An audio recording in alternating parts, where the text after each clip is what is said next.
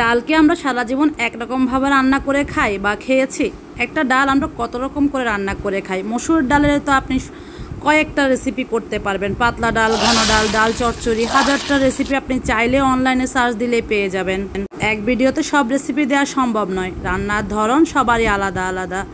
শেষ পর্যন্ত ডালের রেসিপি আমাকে পাগলের উপাধি দিয়ে দিল। আসসালামু আলাইকুম, কী অবস্থা সবার? ডালের রেসিপি দিয়ে শেষ পর্যন্ত নিজের নামের সাথে পাগল শব্দটাও অ্যাড হয়ে গেল। ফেসবুকে এসে যে কত কিছু জানতে পারলাম আর বুঝতে পারলাম, সেটা যদি একটা ভিডিও ভাইরাল না হতো বুঝতেই পারতাম না। এই যেন ভাইরাল শব্দটাকে আমি খুব ভয় পাই, আর আমার অল্প অল্প ভিউ নিয়েও আমি সন্তুষ্ট থাকি। যাই হোক, অবশেষে আমি ডালের আরও একটা রেসিপি নিয়ে চলে আসলাম। সবাই ভেবেছে আমি ওই একটা ডাল রান্না ছাড়া আর মনে হয় কোনো ডাল রান্না করতেই পারি না। আমরা নিত্য নতুন এক এক দিন এক এক রকমভাবে রান্না করে খাই, হয়তো মাঝে মধ্যে সেগুলো রেসিপি শেয়ার করি, হয়তো করি না। আজকে আমি একদম সহজ, যেটা আমরা প্রতিদিন যেভাবে রান্না করি সেভাবে ডাল রান্না করছিলাম। প্রথমে ডালটা ধুয়ে এভাবে বসিয়ে দিলাম, তারপরে এই যে ডালের ফেনাগুলো তুলে ফেলে দিচ্ছি।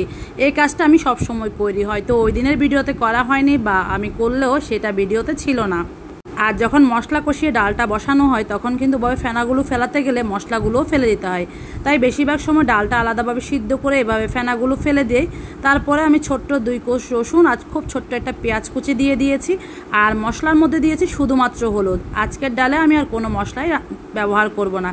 আমি তো এমনও অনেক সময় আছে ডাল রান্না করলে শুধুমাত্র ধনিয়া পাতা আর রসুন পেঁয়াজ দিয়ে রান্না করে ফেলি, কোনো রকম তেলও ব্যবহার করি না। আজকে আমি তেলের বাগারটা দিব, সাথে স্বাদ মতো লবণটাও দিয়েছি। ডালটা যখন মোটামুটি ফুটে উঠেছে সেই পর্যায়ে এখন আপনি চাইলে এখানে পেঁয়াজ রসুনটাও বাদ দিতে পারেন, কারণ অনেকে আছেন পেঁয়াজ রসুন খান না বা খেতে পছন্দ করেন না, তাদেরকে তো আমি খারাপ বলছি না। কিন্তু আমরা যারা পেঁয়াজ রসুন খাই তাদেরকে আপনারা কিভাবে ছি বলতে পারেন সেটাও আমি বুঝে পাই না।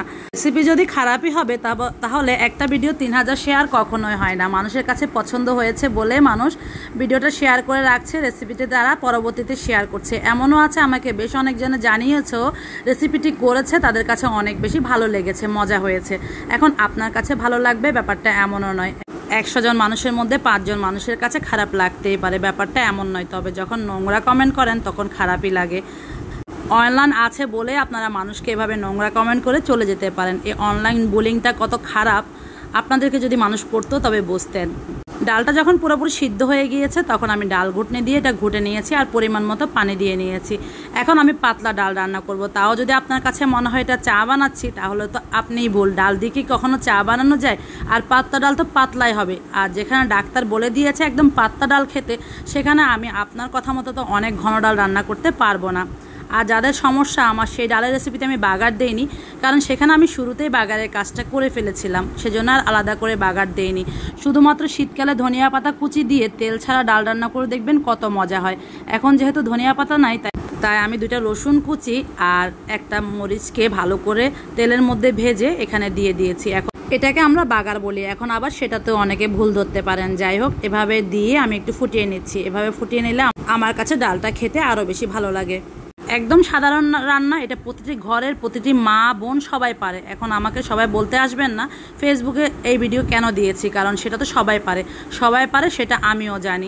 সবার মধ্যে তো আমিও পড়ি, আমিও একজন। আমি যা পারি তাই শেয়ার করি। আমার এই অতি সাধারণ রান্না বান্না যাদের কাছে ভালো লাগে তারাই আমার পেজটিতে ফলো দিয়ে পাশে থাকবেন। ভিডিওটি ভালো লাগলে অবশ্যই লাইক কমেন্ট করতে ভুলবেন না। সবাই ভালো থাকবেন। আল্লাহ হাফেজ।